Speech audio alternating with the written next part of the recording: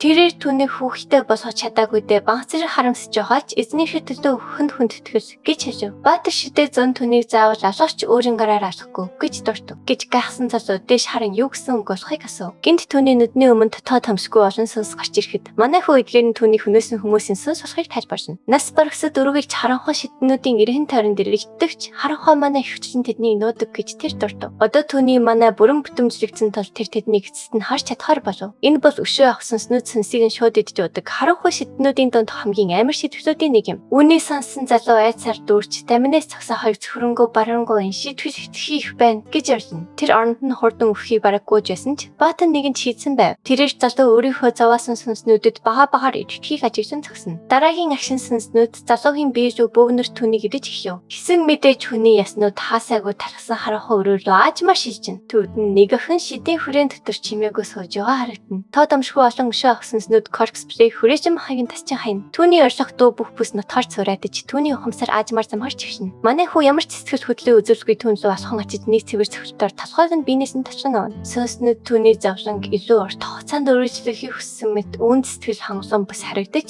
тэдний ууртаа шинэ харыг дүүргэн. Тэдний бүрэн үс хайхран Баатар төвчээргөө өнгөөр дахин хэр тусдалд хүчээх хэрэгтэй гэсэн. Тэрээр ариун өдөнд зэрвэж асан мэт харагдуулах хэрэгтэй гэж тайван дуртав. Тэрээр бугаагчаа өргөн паладинууд удахгүй эргэн ирэх тул тэднийг ирэхээс өмнө харанхуй манагийн мөр бүрийг арьж авах хэрэгтэй гэж тайлбарлав. Аажмаар тэр бүх хүчийг бугаагч руу эргүүлэн битэмжилнэ. Түүний толгойд шин төлөвлөгөөнийг нь бий болсон тул нүрэнд нь заштай нэмсгэл дадарна. Тэрээр эндхийн фирмийн ажил дуусах ёстой гэж тайван нэмж хэлв. Гадаах цэвэрлэгийг дуусгасны дараа тэрээр нууц рүү аажмаар орно. Тэр дотор талын чихтэй зарсан агарыг шууд өнөрлөнө. Тасар хай гавлууд шалаар тархаж хүний цавцснууд төмөр гинжнээс зүгдэстэй байв. Сүнснүүд одоо ч түүнийг чимээгүй дагах бөгөөд эрен тойрноо харуул Баатар энэ залуугийн судалгааны өрөө байх гэж таамаглав. Тэр мөн яагаад эдгээр сүнснүүд дээшээ арилж чадахгүй?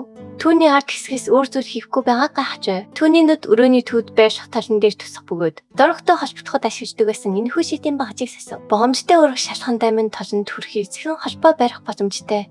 Хивээр бол дорхогийн байршлыг олж мэдэж магадгүй гэж бодно. Гэвч толонд хүрэхэд юу ч болохгүй. Тиймээс тэрээр холбооны холбоос ажиж тасарсан гэж дүгнэв. Тэрээр дорхо корпс плей генерал болох хэмжээнд үнэлдэг байсан.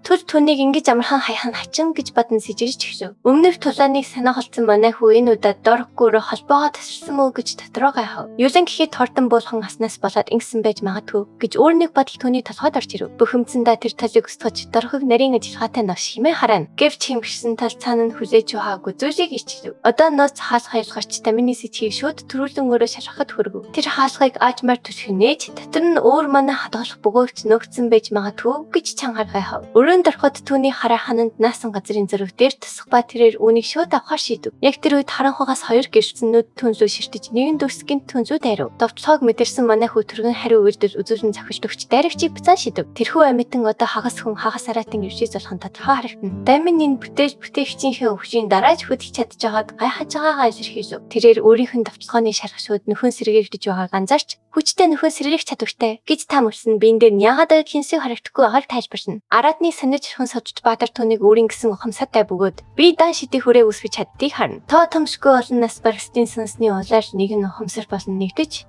би болсон байж магадгүй гэж тэр дотроо таамаглаж цаажлуулсан байдлыг нь харуул энэ үр дүн огт санаандгүй байсан тодорхой харагдана. Дамаан үнийг сонирхолтой гэж үзсэн ч амьсан цавцас эцэстэй.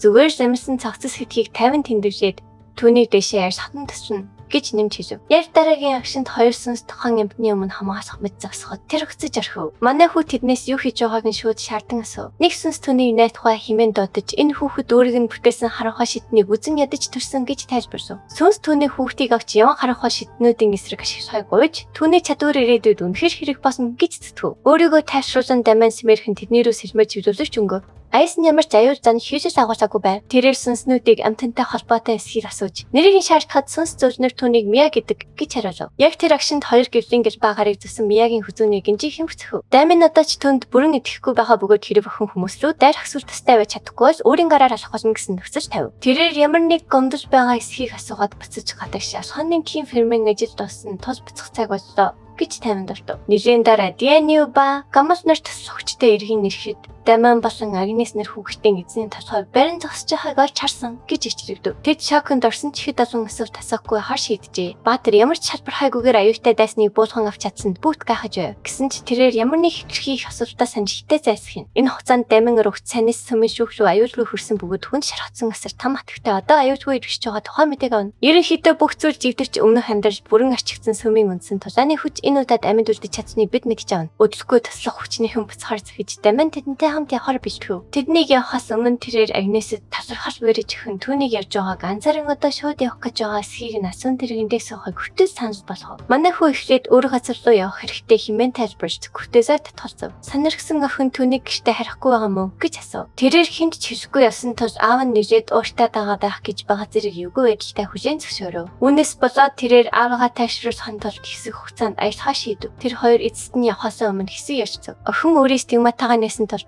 Дорковын эсрэг талаанд асарч там давуу тал болох учраас Даман нэрээд баяртай байв. Тэрээр харанхан гэж бичдийн тоог аль болох цөөлөх хэрэгтэй гэж бодон салах хэсгүй эцтгэн. Энэ хооронд дүүсний бишүүдэд гişүүд нь эзнийхээ өвчийн талаар сандарчтай хичцэж байв. Гинт тэдний ари хан дэлбэр нурч манай залуу утаан дундаас гараад ирнэ. Тэр гартаа ам шиг хичбэртэй муухай зүйл барьсан. Харанхан инэрэг шингээж ялаа. Мияч бас түүнтэй хамт байх бөгөөд харахад тэнч таатай биш байв. Илбчид түүнийг эзнийхэн туршилт хийжсэн туршилтын биед гэдгийг дорн таньна. Яг энэ үед манай Баатар түнд давтлах тушаалгч хідэн хархнуудыг цэвэрлэх цаг басныг зарсна. Дараагийн хэсэгт уушин газар хүмүүс хов ялцах ба нэг залуу сүүжин үед эзэнт гүрнээр хэсэгчлэх болсон харанхуй илбчний талаар сонссон гэж бусдаасаа асуув. Өөр нэг эрэгтэй түүнийг мэдэж байгаагаа хэлж энэ харанхуй илбчин зөвхөн бусад харанхуй илбчдийг агнадаг гэж тайлбарна. Их шөөгийн дундаас нэгэн түүнийг илбчдийг түлээний мод шиг цавчдаг болохоор мод цавчдаг Виктор гэдэг гэж дурдна. Яг энэ үед манай хүн Виктор уушин газарт орж ирээд өөрийнх нь нэр дээр үлбээсэн ачааг авахар ирснээ хэлнэ. Дараагийн хоромд уушин газар тэр чигтээ айдас тавтана. Хүмүүс айсандаа орилолтон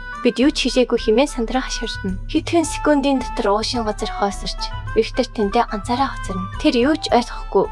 Хүмүүст юу тохиолдсоныг мэддэггүй. Тэгээд өмнөх ачаагаа залуу эзнийх нь байх гэж бодон авч ирхэн. Гинт хар нөмөртэй эрэгтэй ойрт нь ирж түүнийг үнэхээр Виктор мөн үү гэж асуув. Виктор баг зэрэг эргэжсэн нэрийг хараад мөн гэдгээ батлна. Нөмөрхтэй залуу мод цавчдаг цолыг нь дуртахад Виктор тийм ээ. Би өг нь мод сайн цавчдаг юм гэж тайван хариулна. Дараагийн хоромд нөгөө эрэгтэй чамайг гиссэн нэг оллоо хэмээн уртаар орилж давтлахад бэлтгэн. Түүнийг зохихоос өмнө манай залуу аврахаар ирж түүнийг сэрж тална. Тэрээр Виктороос хамгийн сүүлд уулзснаас хойш нэрээд алдартай болжээ. Хэмээн тоглоом хийн. Манай Баатар түүний өөдөөс 50 инэм зөвшин санин сайхныг нь асуухад тархан залуу алмаарч хэрхэн. Тэднийг гарах үед өнөөх залуу мод цавчдаг Виктор гихшин харанхуй илбчний талаар мууч эхлэн. Дамин сандарсандаа түүнтэй зөвшөөрч. Үнэн дээр яг тэр Виктор нь өөрөө ачаараас дотроо тэгээд тэрээр түүнээс аав нь тайвширсан гэж асуув. Өнөөх залуу түүнийг зүгээр байгаа ч түүний хүлээн цанхоор ширцээрж байгаа хэлнэ. Манай залуу тэгвэл аав нь гаднаа харахтаа ихвчлэн засаг барьдаг уу гэж асуухад Виктор үнийг батлна. Энэ нь түүнийг одоо хүртэл нэрээд ууртай байгааг ойлгуулна. Тэр хоёр түүний гэр бүлийн талаар ярьцж байтал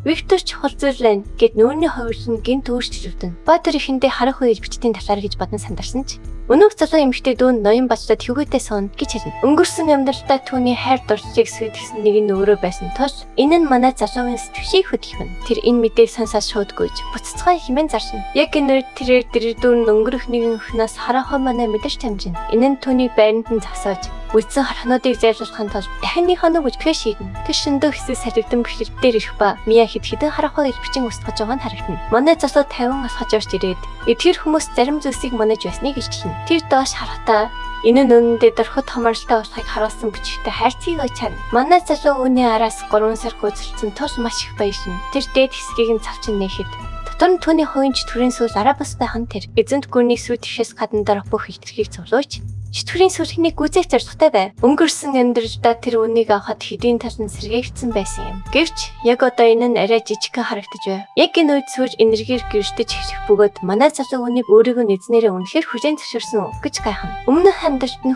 үүний хүлээн зөвшөөрлийг авахын тулд таагсчиж зарцуулсан юм. Түүнийг үүнийг бодож байтал нэг нь хэн араас нь өсрөн ирж түүнийг цохин шиднэ. Тэр түүнийг мод цавчдаг Виктор гэж хэсүүчилж буй залуу мөн үү гэж асуугаад удангууд байхгүй болно гэж дурдна. Даман түүнийг өнгөрсөн амьдралаасаа таньж энэ хүн түүний дайж чадхаас хайвгүй илүү хүчтэй тул мяд давтлахгүй хай тушаана. Охин бага зэрэг гайхаж түүнийг үнэхээр хин бэ гэдгийг нь мэдж байгаа юм уу гэж асуув. Тэр түүнийг твдих хамгийн том хар илбчдийн бүлгэрээс болох пандемонийн өдөртөх Слав гэдгийг батлна. Өөрөөр хэлбэл Өмнө нь байгаа ах юм бол архимаг юм. Баатар түүн шиг хүндээ нүр тусахад арай их байгааг мэджээ. Тэр ч төрийн сүр хэнийг ашиглах уу гэж бодогч. Энэ газар үүнд арай хитрхий тавчуу байв. Яг энэ үед цэнхэр өстэй хүүхэд манай залуугийн ард гарч ирэн шуугины талаар гомдолно. Тэр дүнгэж сайн орноосоо сэрсэн бололтой. Тэр бодлсон харагдаж хаана байгаагаас дайманыг химбэ гэж асуув. Хүүхэд Миягийн ирүүнээс барьж эн чинь ямар төрлийн мөр вэ гэж асуув. Тэр урагшаа харж хэрэг зөв санаж байвал тэн зогсож буй гөрөөс бас цаа байна гэж тавин хийжнэ. Охин үнийг сонссон хоромдоо бүрэн шоконд орно. Тэр зарим юм бэлтмэж ашигсан түүний бүтэн нэг сарын турш онтоосон болж таарна. Гэрч яаж ч юм тэр сэрчдэг байна. Манай залуу энэ хүн бас өөр хинч биш хөсний цэргүүдийн хаан Карс Хоппер өрөө гэдгийг гинт сарна. Өнгөрсөн амьдралдаа охтлын баатар басны дараа ч гэсэн түүнийг ясахын тулд бүтний 7 хоног тусдах шаардлагатай байсан юм. Илбүчин охин шууд агарт хөөрө хурдан эргэлдэж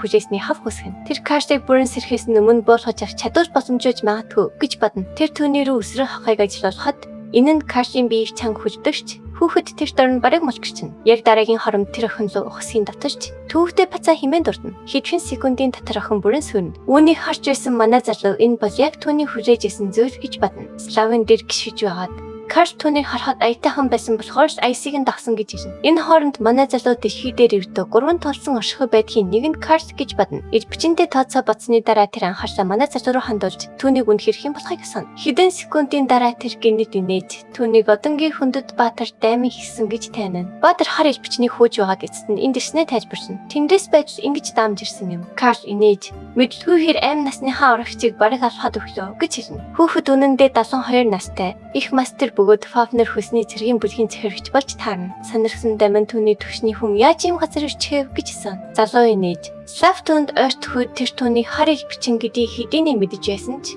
хөөрхөн байсан болохоор нь баг зэрэг загс хар шийдснээ хүлээн зөвшөөрнө. Үүнийг сонсоод манай залуу зүгээр сандарсандаа инээж аюултай байлаа шүү гэж хэлнэ. Гэвч тэр дөрөхгүй яагаад хүсний цэргийн ханы барьцаалахыг хүссэн болон араа бас энэ бүхэнд яаж холбогдсныг одоо хүртэл ойлгохгүй л бай. Тэр хариулт авахын тулд хар иж бичний сүнсний дурсамжийг хайхыг хүснэ. Гэвч Карл яг тэнд зогсож байгаа тул эрсдэл гаргаж чадахгүй. Энэ үед алсаас хэд хэдэн нөмрөгтэй дөрүүд гүйж ийн. Захирагч болон аавынхаа дуудан тэд түүнийг зүгээр үү гэж сан. Захирагч дээш харан инээж тэдний дандаа түүний аянг цахилгааныг харсны дараа сэрх юм хэмээн хэлнэ. Дамин тэгээд энэ зам бараагүй байдлыг цэвэрлэе гэж санаж болгохч Карс түүнийг шууд зогсоно. Тэр амийг нь орсон хүнээр ийм ажил хийлгэж чадахгүй гэж зүтгэн. Түүний оронд тэр түүнийг шагнахыг хүсэж сангийн хөмрөгөө нээж доторхийг нь шууд гэвлүүн явуулна гэж сарсна. Өөр нэг газар дарахгүй лабораторид сууж энэ жижиг явц түүнд шинэ урам зориг өгснийг хэлнэ. Яг энэ үед түүний зарц ортом нэрч Слав хүсний цэргийн ханыг барьж чадаагүй бөгөөд өгсөн гэж илтгэн. Дорхон мөрөө хавчин тэр охин Баатрын сайн сур болох байсан ч өөр хин нэгнийг өргөж авч чадна гэж хэлнэ. Гэвч ч төрийн сүр бас алга болсныг сонсоод тэр байрандаа хүшнэ. Манай залуу Виктортай хамт алхаж явахдаа тохиолдсон бүхнийг эргэн бодно.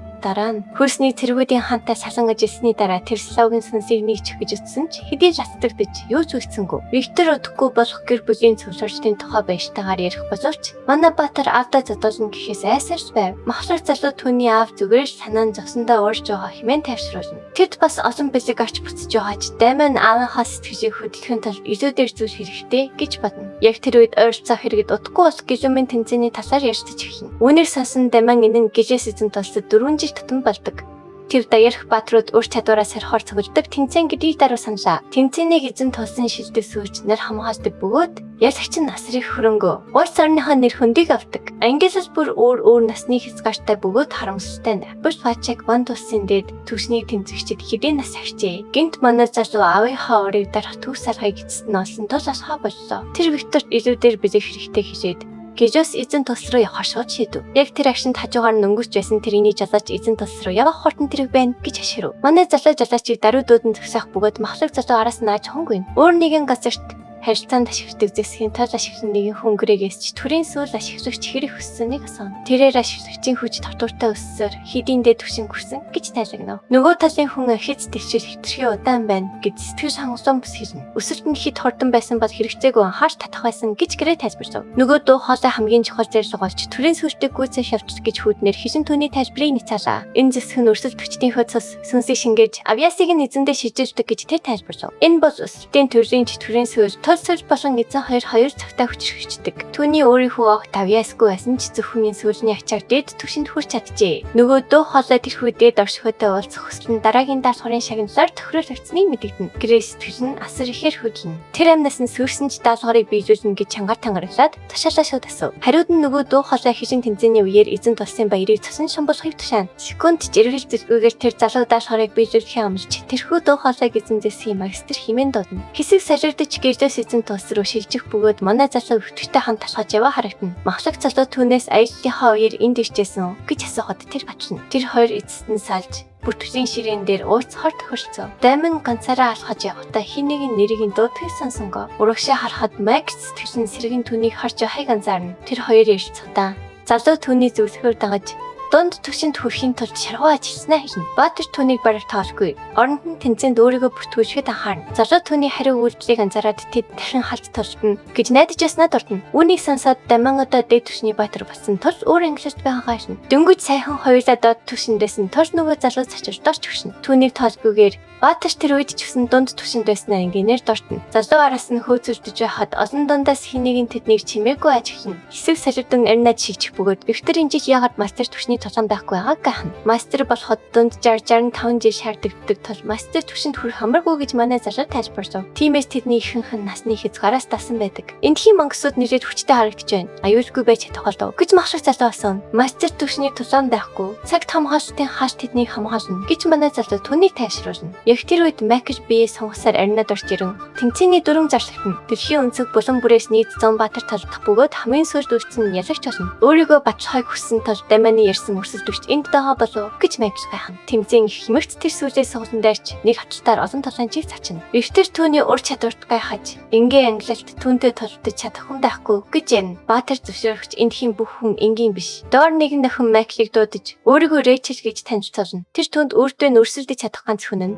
Тэр тул толцохыг хүсэж байгаа эсхийг асууна. Залуу түүнийг шууд таниад цаг алдгүй урагш тайран тавтна. Дараагийн агшинд түүнийг арины хүлээхийн өрөөнд асар их бэрцсэн байхыг харна. Дэлхий дээр мундаг зүйл олон охин түүнээс эрт хүчтэй байсныг тэр хүжээн зөвшөөрнө. Түүний далайцар бол цохиж чадах байсан ч охин биеэ мангаар бүрхэж чаджээ. Энэ бол зөвхөн дээд түвшний баатаруудын ашигладаг техник бөгөөд энэ нь үнэхээр нэг ташиг байсан тулаан байсныг илтгэн. Манай залуу тэр залуугийн хийж чадах зүйл их байгаагүй мэднэ. Түүний нүүр тулсан баатар өмнөх амьдралдаа хүн төрөлхний хамгийн хүчтэй дайчдын нэг байжээ. Түүний хочин сүүжний хатан хаан байсан бөгөөд мэрэгшин бүтэн хоригсан өөрөө байв. Түүнийг бодолдорч яхад эзэн хаан гинт аринад орж ирнэ. Түүний ирснээс харахад манай залуу жинхэнэ шаа их гэж байгааг ойлгоно. Одоо дээд түвшний ангилалт толдох цаг болсон бөгөөд энэ нь манай залуу ч гэсэн толдно гэсэн үг. Энэ ангилалт дэвтөө 6 орч төгсөж байгаа нь тодорхой болов. Виктор, Макс хоёр манай залууг яшин гэж зэрэгж байхад тэр ойлголоо гэж ингээнээр хэлнэ. Энэ хооронд эргэн тойронд байгаа бүх хүн маш хүчтэй харагдаж байгаад нэгэн залуу сандарч байв. Аав нь албацсан тул тэр оролцсон бөгөөд Даман шиг альтертэй хүмүүсийг хараад сандарч эхэлнэ. Өөрийгөө тайвшруулахыг хичээж аавынхаа төлөө ялах ёстой гэж өөртөө итгүүлэн сонио харагт хэрэг нийнүүдэн дээрээ тавина. Дээд түвшний ангилалт цөөн хідэн онцгой талаанчид босод бүх хүнийг сүрүүлнэ. Тэрний дунд манай залуу болон өөр хідэн баатрууд бий. Дамын өрсөлдөгчөө нэг цогтоор ялан хагас шишээд хурдан шалгарна. Бахар холтой энэс эртөө буцаж ялахтаа өнөөх залуу бас өрсөлдөгчөө ялж байгааг анзаарна. Түүний талаанаас харахад тулааны мэдрэмжтэй гэж харагдахгүй ч тэр дээд түвшний баатар хэвээр байна. Яг тэр үед нэгэн нахан баатар руу ортон ирж сайн уу гэж асууна. Манай залуу түүний нэрээр хэнийг ч мэдэхгүй тул жахан нэргэжсэн. Үүнийг сонсоод охин бартайгаа авч үнэндээ Агнес гэдгийг харуулна. Түүний нэрийг нь дуудахаас өмнө охин амийг нь дагалж зөвшөөрөлгүй ирснээ тайлбарсан. Охин мэрэгчтнүүдийн эсрэг өөрийгөө сарахыг хүссэн гэж шалтгаан хэрэгч рааш дээрээ зөвхөн түүний төлөө эндэрчээ. Энэ бүгдийг сонсоод манай залуу ортонд зачлах хэрэгтэй байгаа. Тул тэмцээнд дуусахаар хамт буцаж орно гэж дурдна. Охин түүнийг өөрийг нь болзаанд дурж байна гэж бодон ичиж хвшин. Яг тэр үед тэр өөрийнх нь тулаан ичж гэж байгааг санаж эвгүйхэн цааш алхна. Тулааны талбар руу орохдоо тэр үнэхээр өөрийг нь болзаанд дурсан гэж гайхгүй байж чадахгүй. Түүний тулаан нэлээд хүчтэй харагдах. Атена нэртэй өөрнийг охинтой болно. Охин түүнийг баг зүсэнд нь тохорхож хит үе тартай байгаа тул оноо хасна гэж хэлнэ. Энэ хооронд Агнесийн бодож чадах ганц зүйл бол төвдөртэй болзаанд явах явдаж байв. Түүний урд ичгтэр байдалд орохыг хүсэхгүй байгаа тул тэр анхаарсаа төвлөрүүлж хэрэгтэй даруй ойлгоно. Юу ч хийлгээгүйгээр тэр өсгөлтөө ашиглан охин руу дайрахаар бэлтгэн. Түүний өрсөлдөгч сэтгэж нь хөдөж тийм ширүүн байгаад нь 20 оноо өгнө. Энэ хооронд манай залуу түүнийг өөрийн жинхэнэ дүр төрхийг нөхөн тул тулааны хэм маягаа өөрчилснийг анзаарна. Тулааны хэмэгц Агнес гайхалтай хурдаар хөдөж Өрсөж бичийнхөө дайрч бүрийг болтож эхэлнэ. Атена түүний хурдыг биширч түүнд илүү осонгоно өгнө. Түүнийг дахин өсгөх гэж дахин сүүлээ хортон эргүүлж нуурных нь хажуугаар сашигсуулна. Бултаж чадаагүйд нь тэр 10 оноо хасна. Агнес өөрийн бурхан шиг хүчээ барьж байгааг тамиа мэднэ. Бодит химбэ гэдгийг нөхөн тод хүчээ дарах хэрэгтэй болов. Гэсэн ч зөвхөн түүхий хүчин л гэхэд нэрээд гайхалтай байлаа. Харин түүний өрсөлдөрч сэтгэл дондор байгаа бастай. Энэ зөвхөн дамантал тасдах үнцэнтэй юм гэж хэлв. Түүний нэрийг сонсоод Агнес гинт мангаар цэнэгсэн цахилтаар түүнийг цахилаа. Охин үүнийг арай гэж бүтэж чадсан ч цагаан өс тохин бодит хүчээ нөөж байгааг ойлгов. Тэр хоёр үргэлжлүүлэн тусалж яхад манай залуу цагаан өс тохиныг харцаагүй сайжирсны хүлээн зөвшөөрөв. Гэвч тэр зөвхөн түүхий хүчээрээ өрсөлдөж хүчээ ярьж чадхааргүй байлаа. Акин гинт төвшин ахиж ур чадвараа ашиглан түүнийг илэрхэхэд түүний үнэлгээ зөв байсан нь батрагдав. Үүж явж улам эрчинжиж эвсэгтэй мөч орчиж байна. Дараагийн хэсэгт бүх зүйл эргэлж хийн. Дараагийн хэсгийг бусдаас төрүүлж хамгийн ихэнд үзхийг хүсвэл дэвшигсэн дэх төрийн банкны данслуу 5,000 төгрөгийн хандив хийгээрэй. Тэгвэл дараагийн хэсгийг тань нин даруй гаргаж өгье. Таалагдсан бол лайк дарж, сувгчдуу маань заавал бүртгүүлээрэй.